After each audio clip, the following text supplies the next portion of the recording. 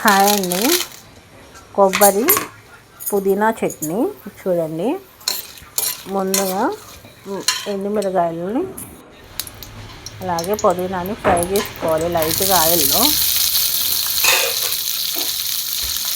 చూడండి, సిమ్లో పెట్టుకొని అలా రోస్ట్గా ఫ్రై చేసుకోవాలి.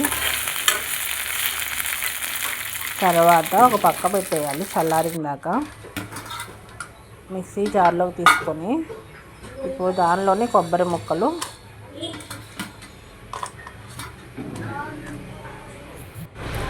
చింతపండు, అలాగే రుచికి సరిపడా ఉప్పు,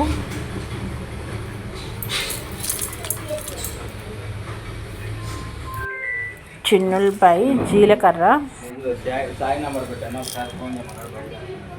అలానే దీనిలో కరివేపాకు వేసుకుంటే టేస్ట్ బాగుంటుందండి. వేసుకొని మిక్సీ పట్టుకోవాలి. ఇది రైస్లోకి రోటీల్లోకి బాగుంటుంది. చూడండి, చాలా టేస్ట్గా ఉంటుంది పచ్చి కొబ్బరి పుదీనా చట్నీ.